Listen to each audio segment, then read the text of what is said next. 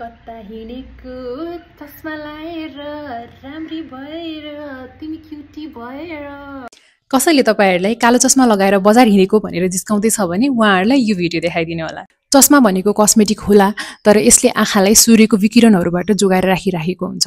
तपाईको आँखा कन्टिन्युअसली सूर्यको विकिरणहरुमा एक्सपोज भइराख्यो भने चाहिँ आँखामा विभिन्न समस्याहरू उत्पन्न हुन सक्छ। जस्तै आँखा वरपरको छालामा विभिन्न स्किन क्यान्सरहरू जस्तो समस्या देखिने, आँखाको यो झिल्लीको भागमा चाहिँ मासु पलाउने हैन, जस्तै पिङ्गिकुला अथवा सानो जुन बोसोको डल्लो जस्तो देख्नुहुन्छ तपाईले, र जुन चाहिँ आँखाको नानीतिर पनि बढ्न सक्छ, जसलाई हामीले टेरिजियम भन्छौं। यी यस्ता समस्याहरू चाहिँ घाममा एक्सपोज भएकै कारणले गर्दाखेरि बढी हुने गर्दछन्। आँखाको भित्री नानीमा पनि मासु पलाउने समस्याहरू हुन सक्दछ, जसलाई हामीले अकुलर सर्फेस स्क्वामस नियोप्लेजिया भन्दछौं।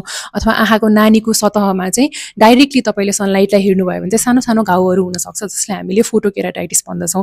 त्यसैगरी भित्र जाँदाखेरि आँखाको लेन्समा मोतीबिन्दु र पर्दामा जाँदाखेरि चाहिँ आँखाको पर्दामा पनि सानो सानो घाउहरू भएर जसलाई हामीले सोलर रेटिनोप्याथी भन्ने गर्दछौं, त्यस्तो समस्याहरू हुन सक्दछ। सोलर रेटिनोप्याथी चाहिँ अझै विशेष गरी तपाईहरुले ग्रहणलाई डाइरेक्टली नाङ्गो आँखाले हेर्नुभयो भने त्यस्तो समयमा पनि तपाईको आँखामा चाहिँ सोलर रेटिनोप्याथी अर्थात आँखाको पर्दामा चाहिँ विकिरणहरूको असर हुन सक्ने सम्भावना रहन्छ।